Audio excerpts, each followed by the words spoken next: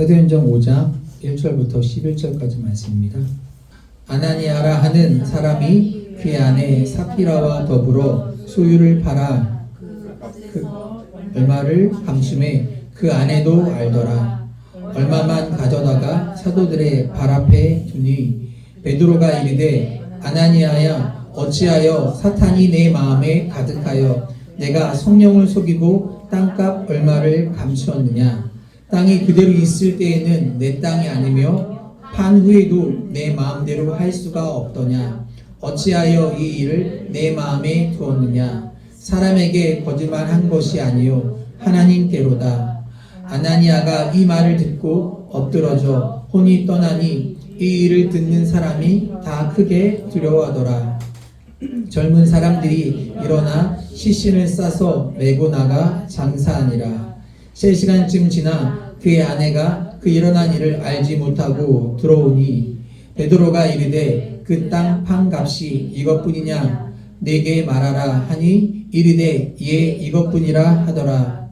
베드로가 이르되 너희가 어찌 함께 꾀하여 주의 영을 시험하려 하느냐. 보라 내 남편을 장사하고 오는 사람들의 발이 문 앞에 이르렀으니 또 너를 메어 나가리라 하니 곧 그가 베드로의 발 앞에 엎드러져 혼이 떠나는지라. 젊은 사람들이 들어와 죽은 것을 보고 메어다가 그의 남편 곁에 장사하니 온 교회와 이 일을 듣는 사람들이 다 크게 두려워하니라. 이는 살아계신 하나님의 말씀입니다. 아멘. 말씀의 제목을 보겠습니다. 예, 같이 있습니다. 인정받고 싶어요. 저 옆 사람과 인사하겠습니다. 사랑합니다. 축복합니다. 사랑합니다. 축복합니다.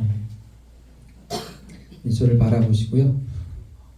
이제 어느덧 2023년이 낮아서 11월 달과 12월 달 2달이 밖에 남지 않았습니다.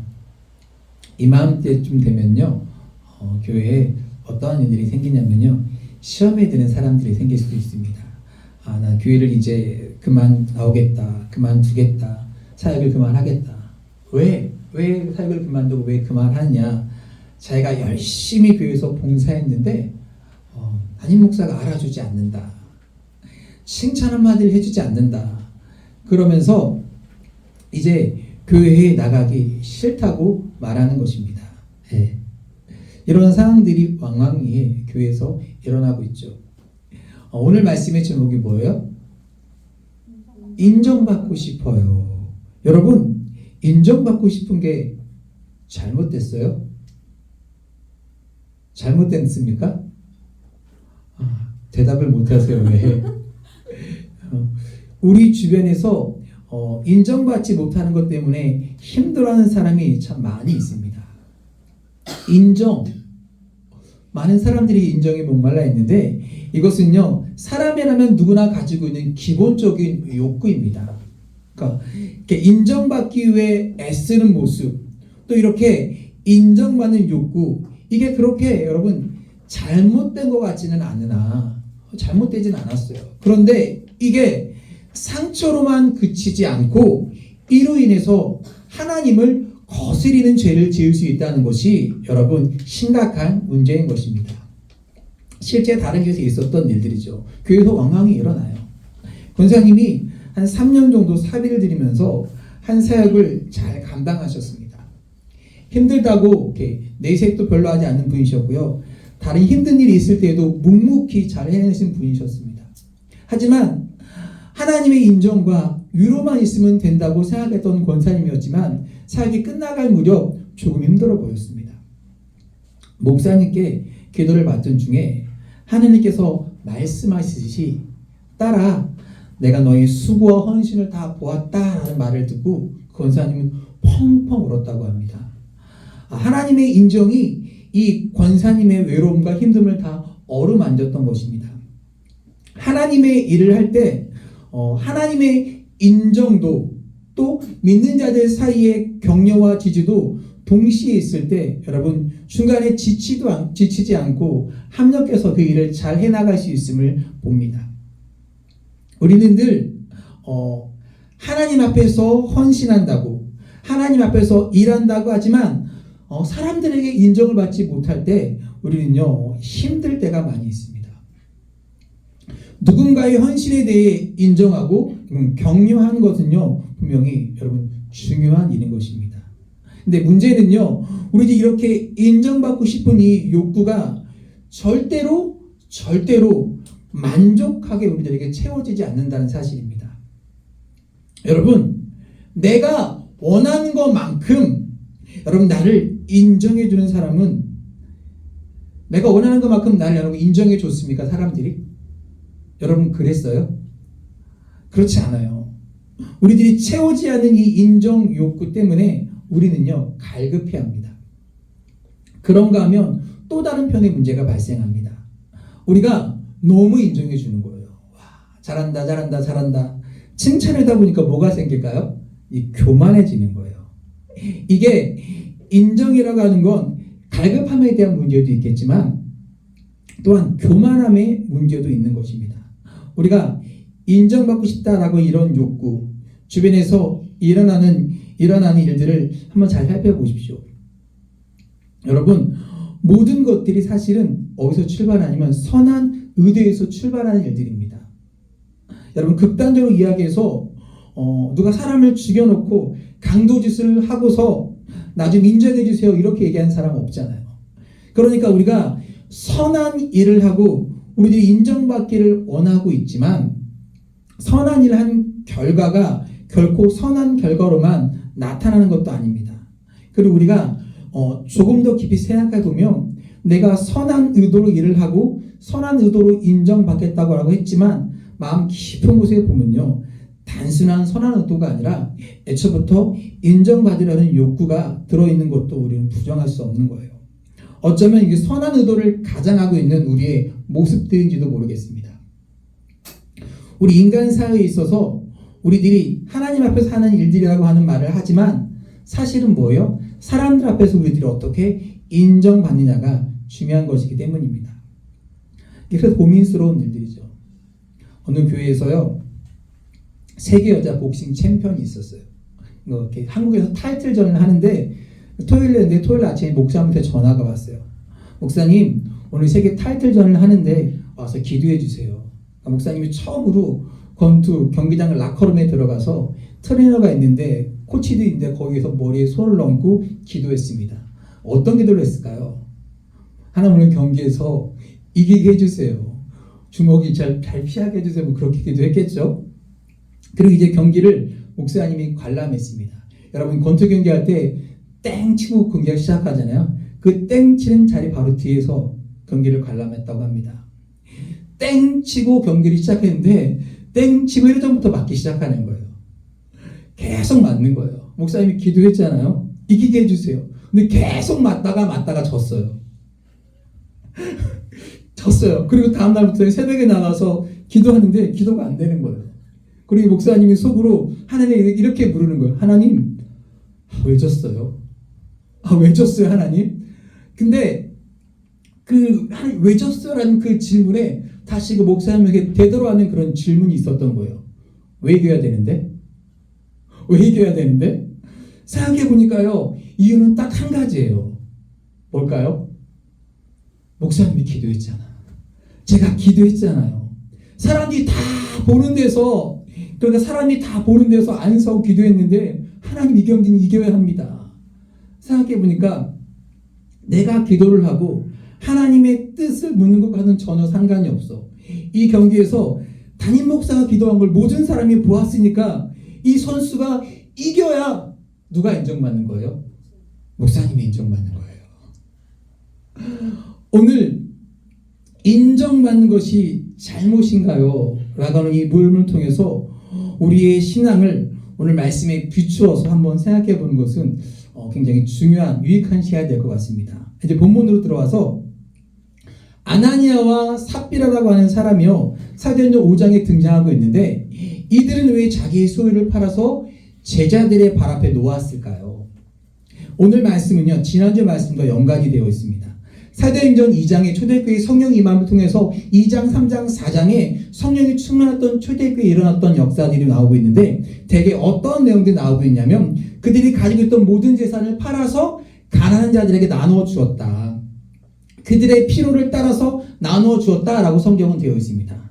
그런데 오늘 말씀 바로 전에 사도행전 4장 31절 37절에 보면요, 나중에 가서 한번 꼭 보세요. 유명한 사람이 하나 나오고 있어요. 누구예요? 바나바라고 하는 사람이 나오고 있습니다. 근데 그가 그의 재산을 팔아서 가난한 사람을 돕기 위해서 제자들의 발 앞에 가지고 온 거예요. 여러분, 이 바나바는요, 당시 초대교회의 그 일로 인해서 물론 다른 생활도 다 잘했던 그러한 사람이지만 사람들에게 존경을 받기 시작합니다. 그러니까 문맥상으로 봤을 때 아나니아와 삽비라라고 하는 이 두 사람이요, 바나바가 한 행동을 보고 어떻게 했어요? 부러웠던 거예요. 와, 저렇게 하니까 존경을 받네? 우리도 저렇게 하면 존경받을 수 있겠다. 그래서 이들이 5장에서 어떻게 했어요? 재산을 팔아서 제자들의 발 앞에 가지고 왔습니다. 자, 그런데 이 말씀을 보면서 우리가 좀 이해할 수 없는 부분이 하나가 있는데, 여러분 다 이해가 되세요? 뭐냐면 아나니아와 삽비라가 거짓말을 하고 성령님을 속이고 있는 것입니다. 당시 초대교회는요, 굉장히 강력한 성령 역사가 일어났기 때문에 그 놀라운 역사들 가운데 성령님을 속인다? 이게 이렇게 쉽게 생각할 수 있는 그런 부분들이 아니죠. 5장 3절 말씀 한번 같이 볼게요. 있습니다. 베드로가 이르되 아나니아야, 어찌하여 사탄이 내 마음에 가득하여 내가 성령을 속이고 땅값 얼마를 감추었느냐. 보세요.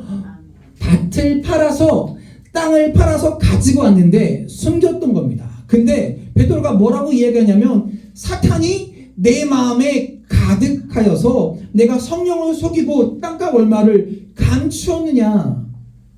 그럼 지금 이 초대교회의 성령의 역사가 사라진 것이 아니라 지금 성령의 역사가 굉장히 강력하게 일어나고 있는데 그의 마음속에 뭐가 가득 찼다고요?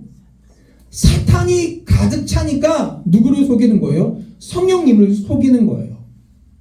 우리가 그동안 신앙생활 하면서 우리에게 들었던 의문이 하나 있어요. 뭐냐면 우리 한국 교회사에도요, 굉장히 성령님이 강력하게 역사하던 때가 있고요, 성령이 강하게 역사하던 때는 주로 신유의 역사 쪽으로 많은 역사가 나타났습니다. 그런데 그렇게 신유의 역사가 일어나는 가운데서도 바라보면요, 도덕적으로 타락하거나 문제가 있는 사람들을 많이 보아왔습니다. 저 사람 저렇게 성령 역사 나타나지 왜 저러지? 이게 도대체 어떻게 된 일일까? 성령님이 역사하시는데 어떻게 저렇게 비도덕적인 일이 일어날 수 있는 겁니까? 그런데 이 아나니아와 삽비라 이야기를 보니까 이들의 마음속에 인정을 받으려는 욕구가 그 마음속에 사탄이 들어가고 사탄이 들어가서 그들의 마음을 어둡게 하니까 성령님을 속일 수 있었다는 것입니다. 여러분, 우리가 성령이 충만할 때는요, 담대하게 무엇을 행할 수도 있지만 악한 영이 우리 가운데 들어오니 담대하게 또 반대로 어떻게 해요? 성령님을 거스릴 수도 있는 겁니다. 우리 모두 여기서 예배하는 예배 공동체가 되어서 하나님 앞에 예배를 드리고 있지만 이 가운데 성령님이 우리 가운데 역사함에도 불구하고 우리 가운데 때로는 사탄이 가득해서 성령님을 속일 수 있다고 하는 것이요, 굉장히 무섭게 우리에게 다가오는 내용입니다. 아나니아와 삽비라 이야기를 통해서 이런 생각을 하게 됩니다. 어떻게 하면 우리들 마음속에 잘못된 욕망이 자리 잡지 못하게 할 것인가? 존 파이퍼라고 하는 미국의 유명한 목사님이 이런 이야기를 합니다. 제가 했을까? 네, 있겠습니다. 우리가 하나님 안에서 가장 만족할 때 하나님께서는 우리 안에서 가장 큰 영광을 받으신다. 우리가 하나님 안에서 가장 만족할 때 하나님께서는요, 우리 안에서 가장 큰 영광을 받으시는 거예요. 그러니까 지금 이 아나니아와 삽비라의 문제는 뭐였냐면, 우리가 구체적으로 다른 사람은 다 알 수 없지만 이들이 신앙생활하는 가운데서 만족해서 만족하지 못했어요. 만족하지 못하고 있는 거예요. 내가 어떻게 해서든지 그 초대교회 사회 속에서 바나바처럼 인정받고 싶었던 겁니다. 그래서 인정받으려는 자기의 마음의 진심이 아닌 자기를 속이려고 할 때 하나님께서 영광을 받으신 것이 아니라 오히려 어떻게 했어요? 죄를 지었어요. 하나님께서 우리를 통해 영광 받으시려고 할 때 하나님이 받으시는 것은요, 우리의 정직함을 통해서, 우리를 통해서 이루어지는 일들이지, 우리가 불의한 방법을 가지고 하나님의 일을 하고 불의한 방법을 가지고 하나님을 영광스럽게 한다고 하는 것은요, 하나님이 기쁘시게 받으시지 않는다는 겁니다. 이 아나니아와 삽비라가 인정에 굶주리지 않았더라면 얼마나 좋았을까요? 여러분, 예수님이 택하신 12제자들이 있어요. 여러분, 성경 어디에도요, 예수님의 12제자 가운데 재산을 다 팔아서 내놓았다, 이런 구절이 나와 있지 않습니다. 왜일까? 둘 중에 하나일 것 같아요. 제자들 중에는요, 어떤 사람 예수님을 따르게 했을 때 모든 재산을 다 포기하고 이미 예수님을 따랐든지, 아니면요, 제자들은요, 태생적으로 가난하든지, 그래서 그들은요, 재산을 팔지 않았던 겁니다. 예수님께서 12제자를 사용하시고 그들을 쓰시는데 그들의 재산이 얼마가 있어서 그들의 재산을 내놓았기 때문에 그들을 사용하고 쓰신 것이 아니라, 예수님께서 12명의 제자를 그들에 맞게 우리 주님이 사용하셨던 것입니다. 또 이런 상상이 가능합니다. 지금 초대교회에 이런 역사가 일어나고 있습니다. 초대교회에 어떤 강력한 역사가 일어나고 있냐면, 부자들이 다 재산을 내놓고 그것을 팔아서 가난한 자들에게 나눠주고 있는데 그들의 필요를 따라 나눠줬다고 이야기합니다.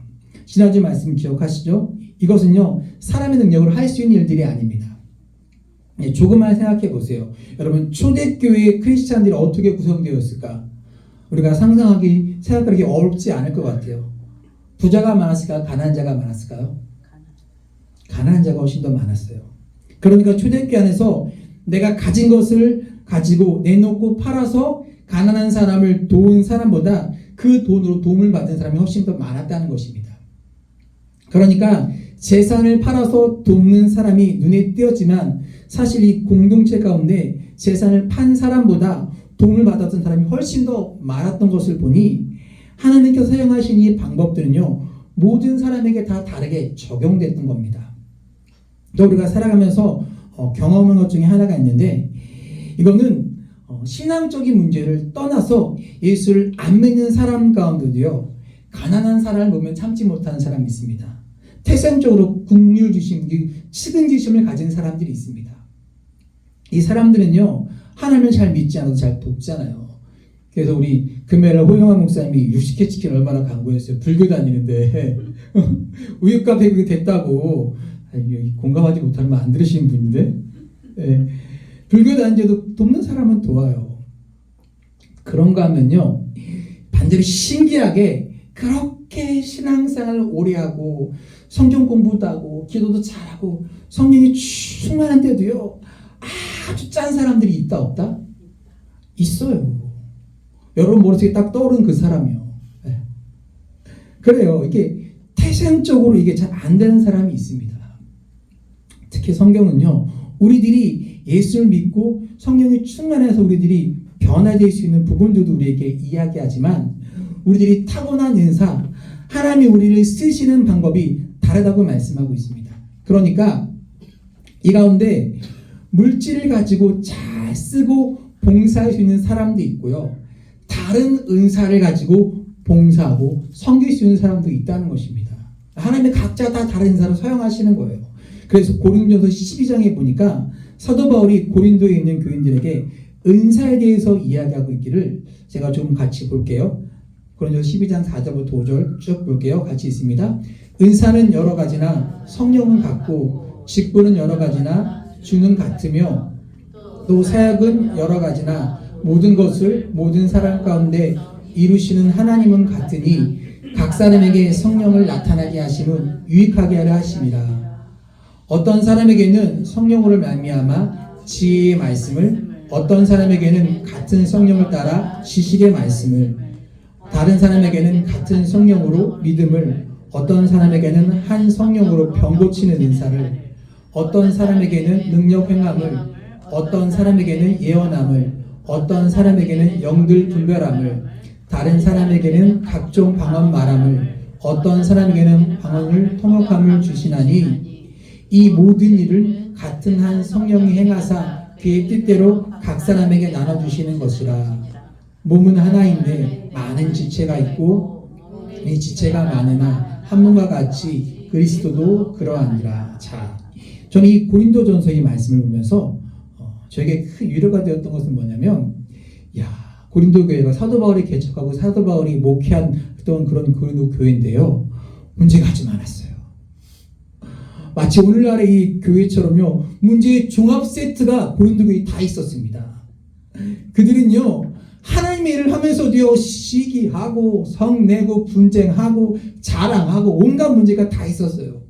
근데 그들의 문제가 무엇이냐면, 하나님께서 그 교회 공동체에 각기 다른 은사를 주셨는데 내가 갖지 못한 은사를 가지고요, 다른 사람을 시기하는 사람들이 있었다는 것입니다.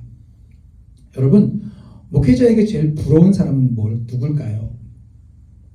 저는요, 일단 음악 잘하는 사람은 부러워요. 사실 목회자들 간에 보면요, 모든 악기를 다 다뤄요. 부족한 목사님이 스피어로 안 오면 가는 거야. 드럼이 하면 드럼 치러 가고, 건반 하면 건반 치러 가고, 또요, 찬양 잘하는 사람은 그렇게 부럽습니다. 성악을 하고 막 음악을 하고 들어온 사람도 있거든요.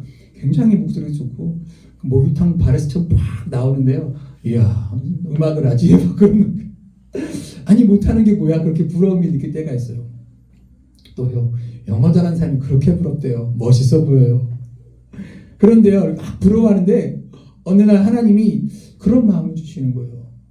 내가 가지지 못한 이 은사를 부러워하는 것보다 좋은 은사를 가진 사람과 함께 동역하는 것이 큰 기쁨이고 축복이 아닐까. 어떻게 하나님이 그 모든 사람에게 똑같이 다 모든 재능을 몰빵해 줄 수 있겠습니까? 다 다르게 은사를 주신 거예요. 여러분, 그때부터 그런 기도와 그런 마음을 갖기 시작했죠. 하나님, 저에게 갖지 못한 그 은사에 대한 부족함에 대한 문제가 아니라 좋은 성도도 좋은 사람을 보내주셔서 그 사람과 동역하게 해주세요. 그때부터 제 눈에 띄는 그 잘하는 사람을 보면 시기와 부러움의 대상이 아니라 하나님의 주신 축복의 선물로 보이기 시작하는 겁니다. 자, 제가 무슨 이야기를 하고 싶은지 아세요? 나에게 주신 은사, 내게 주신 은사를 존중하는 것도 중요한데, 내가 가지지 못한 은사가 누군가 가지고 있을 때 그것은 시기의 대상이 아니라 그것은 감사할 수 있는 굉장히 중요한 문제라는 것입니다. 아멘. 아나니아와 삽비라가 자신에게 주시지 않은 은사, 어쩌면 그들에게 그렇게 자기에게 있는 소유를 다 팔아서 누군가를 도울 수 있을 만큼 그런 마음의 자세가 안 되어 있던 것 같습니다. 그래서 이건 저의 상상인데, 만일 그들이 그렇게 자기들에게 주시지 않은 것으로 인정받으라는 욕구가 아니라 하나님께서 그들에게 주셨던 은사를 가지고 잘 섬길 수 있었더라면 하나님이 이 초대교회 공동체에서 그들을 잘 쓸 수 있지 않았을까. 여러분, 이 말을 오해하지 말고 들으세요. 누군가를 돕고 누군가를 돕지 않고 이것이 잘 되고 잘못됐다는 걸 떠나서 하나님께서 우리들에게 주신 것을 우리들이 바라볼 수 있는 능력, 그것이 우리에게 필요한 것입니다. 또 인정의 욕구는요, 뭐와 연관이 되냐면 시기심과 아주 밀접하게 연관이 되어 있습니다.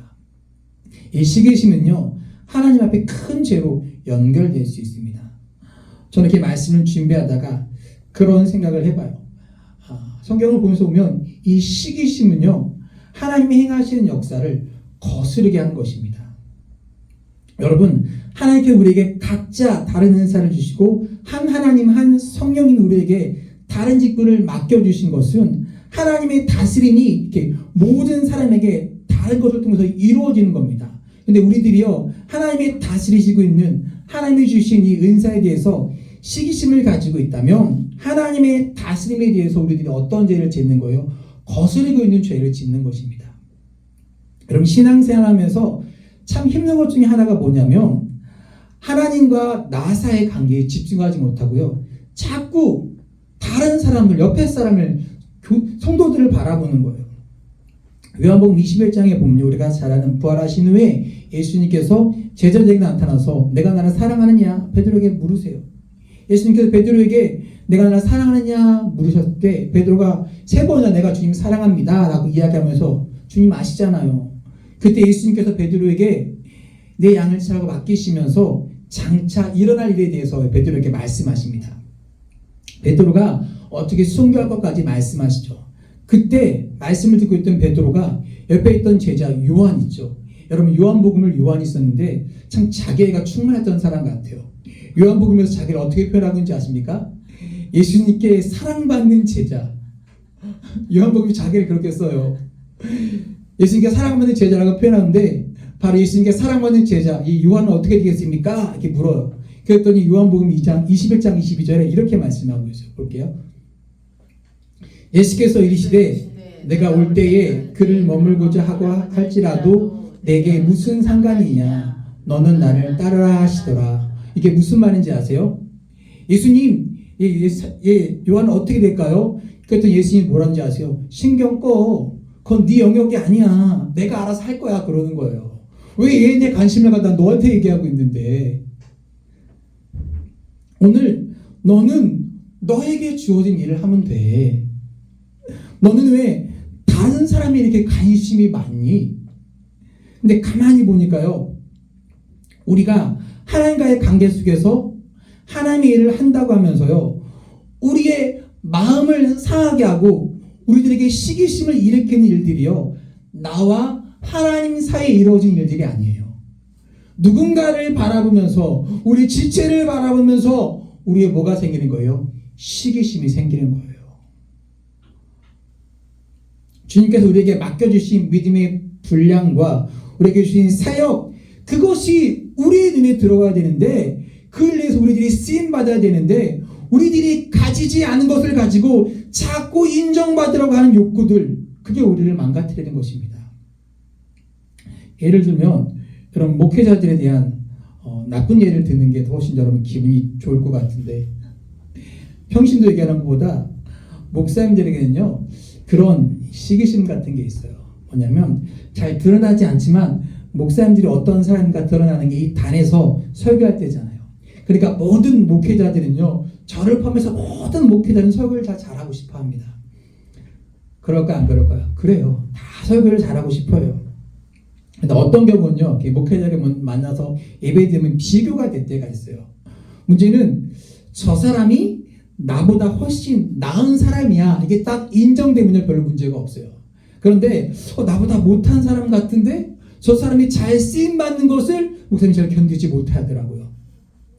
미국에요 유명한 복음주의 교회의 빌리그레함 목사님이 계세요. 근데 모든 목회자들의 선망의 대상입니다. 야, 누가 빌리그레함 목사님이 후계자가 될 것인가? 누가 이렇게 복음주의 사역자에 쓰일 것인가? 여러분 알티 켄달이라는 사람이요 하나님을 열망하는 책에서 이런 내용을 이야기합니다. 왜 우리가 빌리그레함 목사님처럼 쓰임받지 못하는가? 내가 더 훌륭하고 나에게 더 많은 은사가 있다고 생각하지만 내가 왜 쓰임받지 못하는가? 이유는 딱 한 가지라고 얘기해요. 그건 뭐냐면 주권적인 하나님의 결정 때문입니다. 뭐라고요?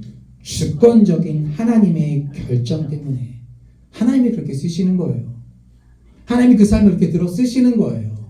내가 보기 부족해 보여도 나보다 못해 보여도 하나님이 그 사람을 들어 쓰시는 거예요. 어떻게 할 수 있는 일 하나님의 주권적인 결정인데 내가 어떻게 하겠어요?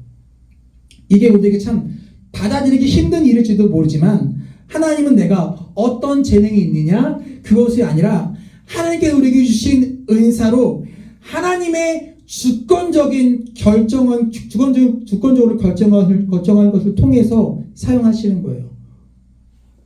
하나님이 왜 빌리그레함 목사님 들어 쓰시는가? 하나님이 그분을 들어 쓰시는 거예요. 하나님이 그 목사님을 들어 쓰시는 거예요. 저기 나온 저 목사님들이 하나님을 들어 쓰시는 거예요. 다니엘교회 나오는 분들이요.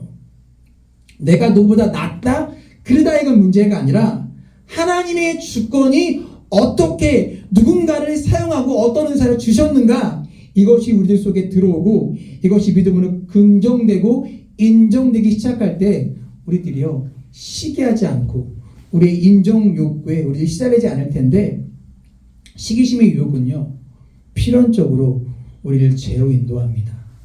사도행전 5장 4절 말씀 볼게요. 땅이 그들이 있을 때에는 내 땅이 아니며, 여러분 아나니아 삽비라가 땅을 팔기 전에는 내가 어떻게 할 수 없었어요. 근데 보세요. 판 후에도 내 마음대로 할 수 없더냐. 어찌하여 이 일을 내 마음에 두었느냐. 사람에게 거짓말하는 것이 아니요 하나님께로다. 아나니아와 삽비라의 가장 큰 문제가 뭐예요? 거짓입니다. 너희가 사람들에게만 거짓말한 것이 아니라 이거 하나님께 거짓말한 거야. 근데 이건 내가 어쩔 수 없는 일이 아니야. 내가 땅을 팔는 순간 이건 내가 할 수 있는 일이고 너희 자의적인 일이야. 그런데 내가 이 일을 위해서 죄를 지었어. 근데 죄를 지은 이유가 뭐예요? 내가 인정받고 싶은 욕구 때문에. 너에게 그런 의사가 없음에도 불구하고 내가 인정받고 싶은 욕구 때문에 거짓말을 했고, 내가 인정받고 싶은 욕구 때문에 네가 거짓말을 함으로 인해서 내가 바나바를 부러워함으로 인해서 내가 죄를 짓고 있는 거야. 인정받고자 하는 인정 중독이 가장 치명적인 문제는 뭐냐면 원인과 결과를 혼돈하게 만들어요. 잘 보세요. 바나바라고 하는 사람이요, 자기 재산을 팔아서 가난한 사람에게 나눠주었습니다. 그때 바나바의 마음속에 어떤 마음이 있었을까요? 내가 이걸 팔면 사람이 나를 존경할 거야. 내가 존경받으랴. 이런 마음이 있었을까요? 아니에요. 바나바는 오로지 가난한 사람을 돕기 위한 마음만 있었고요. 그것은 결과적으로 존경받는 것으로 나타났습니다. 아나니아와 삽비라는요, 바나바가 존경받는 모습을 보면서 존경받으려는 이유를 가지고 자기 재산을 팔아서 나눠주려고 했습니다. 그러니까 원인과 결과를 혼동하고 있는 것입니다. 결과를 바라보며 선행을 하면요, 우리는 틀림없이 실족합니다. 죄를 지어요. 이유는요, 만족이 없기 때문에 그렇습니다. 오히려 선행을 위해서 우리들이 상처를 받을 때가 참 많이 있습니다.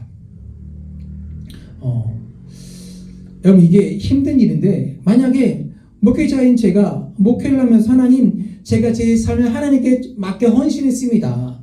그러니 제가 이 헌신한 만큼 이만큼의 대가는 받아야 하지 않겠습니까? 라고 할 때 저는요, 죄를 짓게 되는 거예요. 왜? 저를 만족시키는 결과는 없기 때문에. 저에게 제일 중요한 것은요, 하나님 앞에서 헌신된 삶을 살아가는 것이 중요한 일입니다. 여러분, 하나님의 사람으로 살아가며 여러분들을 만족시킬 수 있는 어떤 결과는요, 여러분들에게 얻어져야 되는 부분이 아니라 하나님이 저를 부르신 그 부르심에 합당하게 제가 이렇게 살아갑니다. 그것이 우리에게 가장 큰 이유가 될 때 우리는 죄를 짓지 않게 되는 것입니다. 마가복음 12장 30절을 볼게요. 읽습니다. 내 마음을 다하고 목숨을 다하고 뜻을 다하고 힘을 다하여 주 너희 하나님을 사랑하라 하신 것이요. 자, 보세요. 내가 마음을 다하고 목숨을 다하고 뜻을 다하고 힘을 다하여 섬기러 보니까 내가 때론 재산을 팔아서 가난한 사람을 도울 수 있는 거고, 내가 헌신할 수 있는 거고, 내 시간을 드릴 수 있는 거지, 내가 누군가를 흉내내라고 한다면 그것은 우리를 힘들게 하는 일입니다. 내가 주님을 사랑하기 때문에, 그 은혜 때문에 내가 기꺼이 즐거이 드리는 것이지, 누군가 하라고 하고 누굴 흉내내라고 한다면 우리 시험에 듭니다. 여러분, 자녀를 키우는 분들, 우리가 자녀를 키우면서 느끼는 아픈 손가락 같은 게 있어요. 저 자식을 바라보면 저 자식은 뭔가 좀 부족해 보여요. 부모가 뭔가 부족한 이 아픈 손가락의 자식을 바라보면서 가지는 마음은요, 그저 그냥 아픈 마음인 것입니다. 그리고 그게 내 자식인 거예요. 우리들이 하나님 앞에 신앙생활을 하는데도 하나님 우리에게 다 똑같은 것으로 요구하시거나 우리에게 똑같은 능력을 주신 것이 아닙니다. 우리들의 부족한 모습 그대로 하나님께서 우리를 안타깝고 아프게 바라보실 때도 있는 거예요. 우리들이 가지지 않은 것으로 하나님을 만족시키려 하는 것이 아니라 우리들이 하나님 앞에 부족한 모습 그대로 살아가는 그것이 하나님 앞에 얼마나 귀한 자인지를 우리들이 깨닫게 되는 거예요. 아나니아와 삽비라의 가장 큰 불행은요, 하나님과의 관계가 깨어졌다는 것입니다. 어떻게? 정직하지 못함으로. 우리 신앙에 참 중요한 것인데, 하나님 앞에서 우리들이 얼마나 정직할 수 있는가. 아나니아와 삽비라를 바라보며 사도 베드로가 이야기하잖아요. 주의 영을 시험하느냐? 메시지 성경으로 보니까 이렇게 표현되어 있어요. 너희가 공모하여 하나님의 영을 대적하니 이게 무슨 일이냐? 거짓의 구성이 뭔지 아세요? 하나님을 대적하는 거예요. 오늘 말씀의 결론이에요. 어떻게 하면 우리들이 인정에 굶주리지 않고 우리들이 잘 살아갈 수 있을까? 마태복음 6장 1절이에요. 있습니다. 사람에게 보이려고 그들 앞에서 너희 일을 행하지 않도록 주의하라. 그리하지 아니하면 하늘에 계신 너희 아버지께 상을 받지 못하느니라. 우리가 지금 하고 있는 일, 혹 선행, 이것이 사람들 앞에서 잘 보이려고 하는 일인지 아니면 하나님 앞에서 보이려고 하는 일인지를 우리 잘 보라는 거예요. 여러분, 아나니아가 죽었을 때 청년들이 말씀해 보니까 시신을 메고 나가잖아요. 그리고 밖에는 장사를 지내고 3시간에 돌아왔어요. 그 안에 삽비라가 또 죽었어요.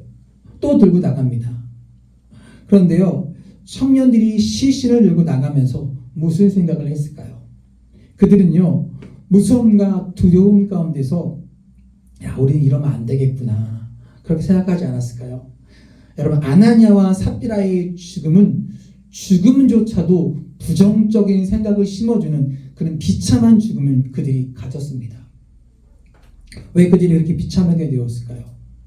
그들이 하나님을 믿지 않는 사람이 아니라 하나님을 믿었는데 단지 정직하지 않았을 뿐인데 왜 그런 일이 일어났을까? 여러분, 혹시 로고스란 말 교회 다음에 들어보셨죠? 로고스, 하나님의 말씀. 로고스는 하나님의 말씀인데 이 말은요, 영적인 이런 의미를 가지고 있습니다. 여러분, 진정한 영적인 의미라고 하는 것이 무엇일까요? 진짜 영적인 것은요, 자기 감정에 휘둘리는 것이 아닙니다. 로기코스라고 하는데 하나님의 말씀 앞에 설 때 우리들이 진정한 영적인 사람이 되는 것입니다. 이성적인 신앙의 소유자가 되라. 이 말이 어떤 말일까요? 우리는 이 말을 참 받아들이기가 쉽지 않은데 우리는 그동안 이성적으로 살지 말고 뭘로 살아? 신앙적으로 살라라는 말을 많이 들었어요.